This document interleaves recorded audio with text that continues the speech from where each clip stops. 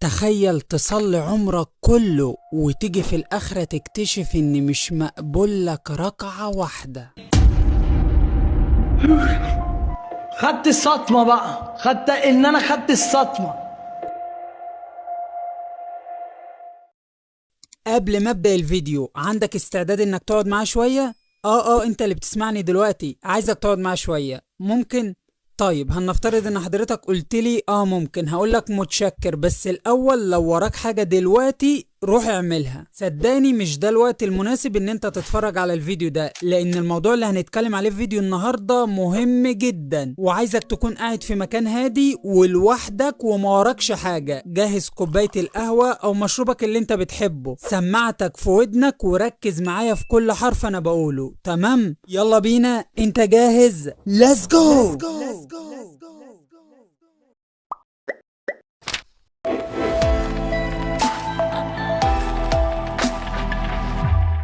السلام عليكم، ازيكم يا شباب؟ عاملين ايه؟ يا رب تكونوا بخير وبصحة وسعادة وكل الحاجات الحلوة دي. قبل اي حاجة مبدئيا كده انا اللي بقول اهو يا جماعة انا مش شيخ، تمام؟ علشان الناس اللي هتيجي تحت في التعليقات تقولك يا عم انت هتعمل لنا فيها شيخ، ده انت تلاقيك مقطع السمكة وديلها. لا، انا اللي بقول اهو انا انسان عادي واقل من العادي كمان، بس هي الفكرة كلها ان انا عرفت حاجة، عرفت معلومة، فبقت حجة عليا قدام ربنا عز وجل، فيجب عليا حاجة انا ملزم بها كده، مش بمزاجي ان انا اقولها لغيري، ان انا اعرف غيري بيها، تمام؟ خلاص دي حاجة انا هتحاسب عليها قدام ربنا عز وجل. انا كمسلم والدين بتاعي بيقول لي خيركم من تعلم العلم وعلمه، وحديث تاني عن النبي صلى الله عليه وسلم عندما قال لا تزول قدم عبد يوم القيامة حتى يسأل عن 4، من ضمنهم عن علمه فيما فعل به. فخلاص دي بقت حجة عليا قدام ربنا عز وجل. اللي انا عايز اقوله ايه علشان ما اطولش على حضراتكم، والله انا انسان طالع اديك معلومة، طالع اديك نصيحة، عايز تعمل بيها تمام، مش عايز تمام برضو، انا مش هخسر حاجة، انا اللي عليا عملته، تمام؟ اسف لو طولت على حضراتكم، ولكن حبيت اوضح المعلومة دي. خلونا نبدأ في حلقة النهاردة ونقول بسم الله. تخيل يا عزيزي المشاهد تعيش عمرك كله تصلي وتيجي في الآخرة ساعة الحساب تكتشف ان مش مقبول لك ركعة واحدة. ازاي يا رب؟ ده انا كنت بصلي والله. ايوه يا حبيبي بتصلي ولكن بتصلي غلط، صلاتك مش صحيحة، صلاتك مش مقبولة، اكنك ما صليتش بالظبط. وعلى فكرة ده مش كلامي، ده كلام النبي عليه الصلاة والسلام عندما قال ان رجلا لا يصلي 60 سنة ولا تقبل له صلاة. ليه يا رسول الله؟ قال لا يتم فيها الركوع ولا السجود. ده كان بيصلي غلط وما كانش يعرف انه بيصلي غلط. الآية رقم 84 من سورة النمل بتقول ايه؟ أعوذ بالله من الشيطان الرجيم. حتى إذا جاءوا قال أكذبتم بآياتي ولم تحيطوا بها علما أم ماذا كنتم تعملون؟ صدق الله العظيم. أصلك هتروح يوم القيامة ربنا هيسألك ما صليتش صح ليه؟ إيه ده وأنا كنت بصلي غلط؟ أنا كنت فاكر إني بصلي صح، ما كنتش أعرف. حلو، طب رد بقى على السؤال اللي جاي ده، ليه ما كنتش تعرف؟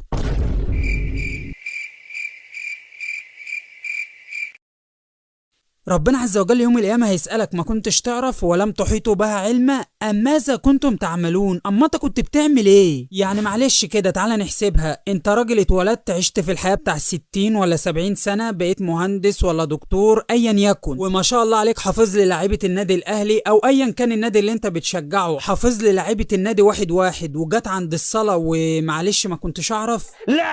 لا انا اعدي لك اللي فات كله، انما دهيت لا.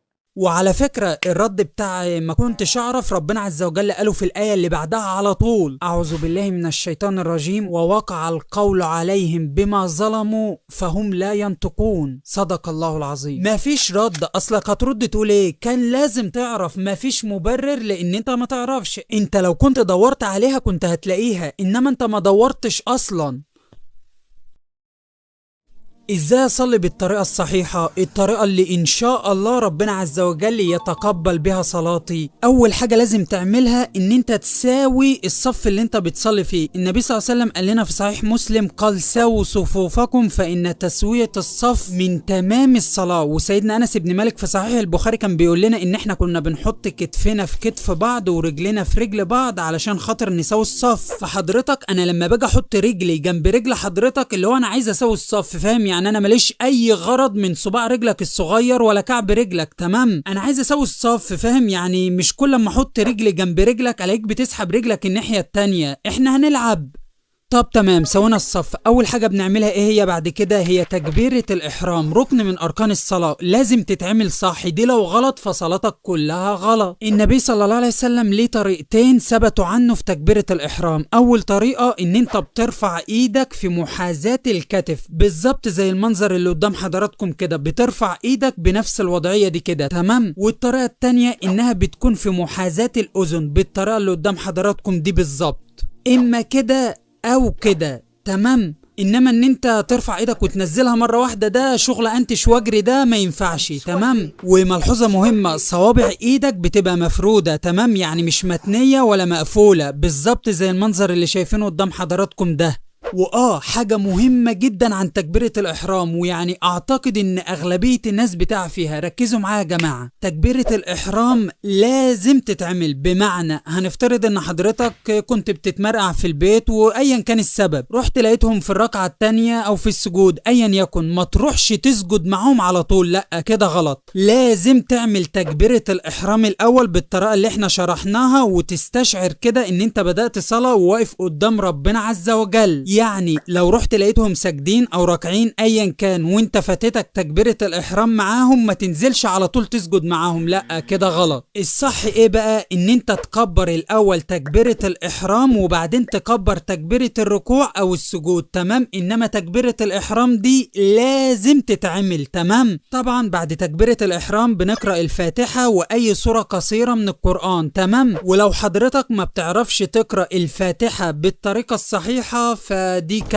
كارثة حرفيا. الفاتحة بالذات لازم تتقرأ صح، ما ينفعش يكون فيها غلطة واحدة. وهحاول اسيب لكم تحت في وصف الفيديو رابط لفيديو بيعلمكم طريقة قراءة الفاتحة بالطريقة الصحيحة، روح اتفرج عليه مش هتخسر حاجة. طيب بالنسبة بقى للسورة القصيرة اللي بنقراها بعد الفاتحة، ركزوا معايا. لو انت بتصلي في جماعة في المسجد فانت ما تقرأش اي سورة قصيرة بعد الفاتحة، بتقرأ الفاتحة فقط، تمام؟ الامام في صلاة الجماعة بيغني عن المأمومين في السور القصيرة، ولكن انت يجب عليك الاستماع للإمام أول ما يبدأ يقرأ في السور القصيرة. ولو بتصلي لوحدك فانت بتقرأ السور القصيرة في أول ركعتين في أي صلاة، تمام؟ باقي الركعات ما بتقرأش فيها سور قصيرة، بتقرأ الفاتحة فقط. بعد كده بقى بنكبر تكبيرة الركوع، واحنا في الركوع بنقول سبحان ربي العظيم 3 مرات، تمام؟ وبعد كده الإمام بيقول سمع الله لمن حمده. ركزوا بقى معايا قوي في الكلام اللي انا هقوله دلوقتي، في غلطتين اغلب الناس بتعملهم بعد كده عقوبتهم ان مش بس صلاتك مش هتتقبل، لا ده انت كمان ربنا عز وجل مش هينظر ليك يوم القيامة اصلا. يا نهار ابيض للدرجة دي؟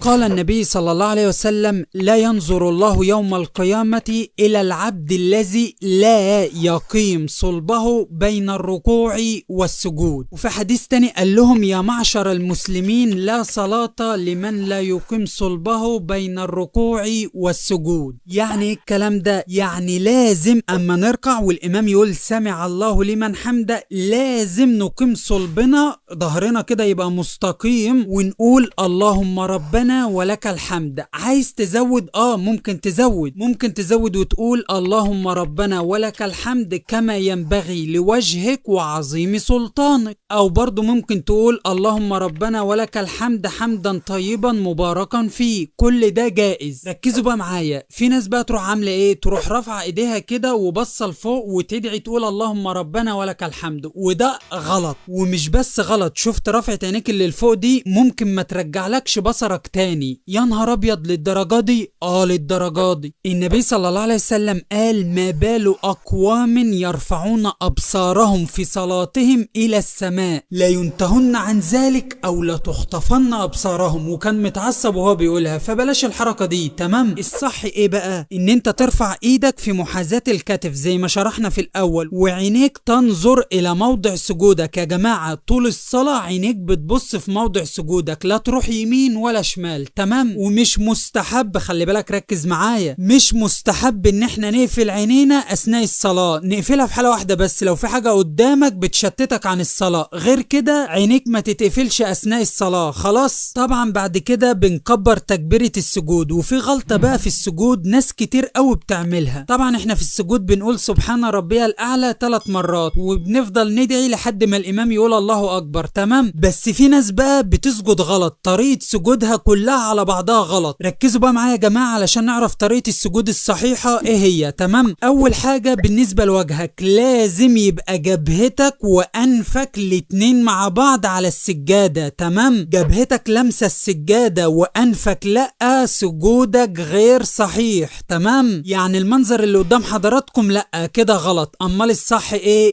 الصح المنظر اللي انتوا شايفينه قدام حضراتكم ده كده صح. طيب بالنسبة لإيد حضرتك ركزوا معايا، لازم صوابعك 10 يبقوا مفرودين على الأرض ومتجهين ناحية القبلة. خلاص. دراعك اللي هي منطقة الكوع دي ما تلمس السجادة، غلط. لو لمست السجادة سجودك غير صحيح. كف إيدك بس اللي مفرود على الأرض وصوابعك ناحية القبلة. خلاص. طيب بالنسبة للقدم بقى ركزوا معايا، لازم رجلينك الاتنين يبقوا لازقين في بعض، اللي هو مش بعاد عن بعض. تمام. وصوابع رجلك في السجود متجهين ناحية القبلة. تمام. ما ينفعش تبقى صوابعك بالمنظر ده، لا كده غلط.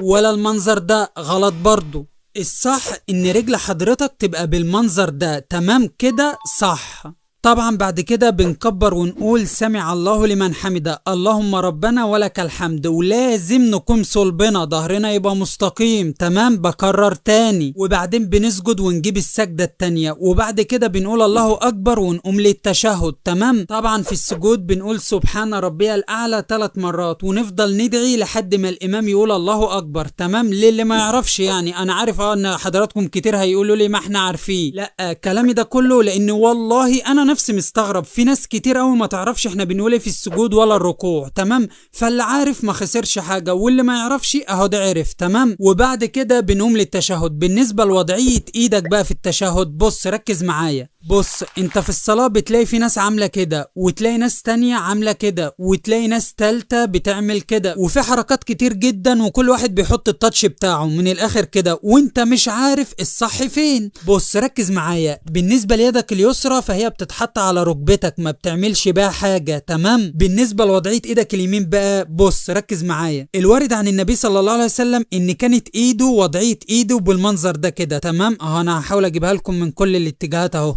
كان صلى الله عليه وسلم بيتني الصباعين اللي جوه بالمنظر ده كده، والصباع ده بيفضل مفرود كده. تمام. طيب طول التشهد على الوضعية دي ورد في حديث ان النبي صلى الله عليه وسلم كان بيحرك الصباع بالمنظر كده اثناء التشهد، مش طول التشهد. تمام. ولكن العلماء يعني قالوا ان الحديث ده ضعيف، لكن الافضل يعني رأيي انا الشخصي ان ايدك تفضل بالوضعية دي طول التشهد، يعني ده الاصح يعني. خلاص يا شباب. طيب بالنسبة لوضعية قدمك اثناء التشهد، ايه الاصح بتاعها؟ ركزوا معايا، المنظر ده كده غلط، والمنظر ده برضو غلط. الصح ايه بقى؟ الوضعية دي كده، المنظر اللي انتوا شايفينه قدام حضراتكم ده كده صح، المنظر ده كده الصح، غير كده يبقى غلط. تمام. نفترش اليسرى وننصب اليمنى، ال5 صوابع بتوع رجلك اليمين متجهين ناحية القبلة، ورجلك اليسرى انت جالس عليها. وطبعا بنقول التشهد.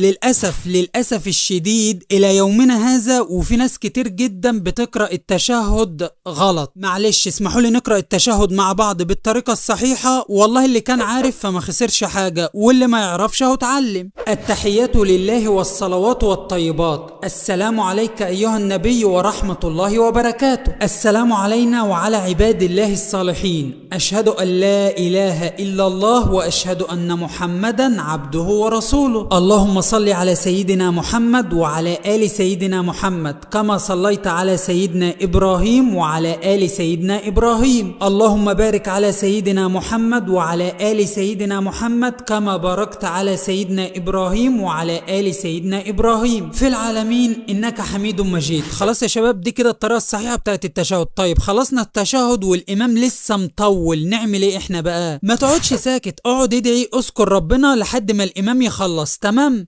وبس كده، يعني ربنا يتقبل منا ومنكم صالح الأعمال. قبل ما اقفل بس عايز اقول غلطتين في الصلاة ناس كتير قوي بتقع فيهم. الأولى إن شباب كتير لما تيجي تصلي وصلت المسجد متأخر مثلا والإمام ساجد أو الإمام راكع، فيقول لك ايه بقى، أنا هفضل واقف لحد ما الإمام يخلص السجود أو الركوع، ولما يطلع هبدأ معاه من بداية الركعة. مثلا أنا كده كده لو نزلت فالركعة دي مش هتتحسب لي، صح؟ مش الناس دي بتحسبها كده، وده بقى أكبر غلط. النبي صلى الله عليه وسلم نهانا عن كده، قال لنا ايه بقى صلى الله عليه وسلم؟ اذا جئتم الى الصلاة ونحن سجود، اي المصلين سجود، فاسجدوا. انزل اسجد، ده امر من النبي صلى الله عليه وسلم. لعل السجدة اللي انت مستهون تنزل تجيبها دي ما ترفعش دماغك منها الا وربنا عز وجل غفر لك كل ذنوبك، انت ما تعرفش. تاني غلطة بقى ان احنا مثلا نكون بنصلي صلاة سرية زي الظهر والعصر كده، فانا مثلا قرأت الفاتحة والسورة القصيرة والامام لسه مطول. طب انا اعمل ايه يعني؟ افضل ساكت كده ولا اقعد ابص يمين وشمال؟ لا، ما تسكتش، اقرأ سورة قصيرة تاني، لسه مطول اقرأ سورة قصيرة تالت. لا، ما توقفش ساكت كده. طب واحد مثلا يجي يقول لك طب افرض انا مثلا بدأت اقرأ سورة قصيرة والامام ركع، اعمل انا ايه بقى؟ اول ما يركع صدق انت في السورة اللي انت بتقراها واركع معاه. انت بتقرأ سورة زيادة اصلا، فاهم؟ يعني اول ما يركع صدق انت ايا كان في بداية السورة او في النهاية واركع معاه. خلاص يا شباب؟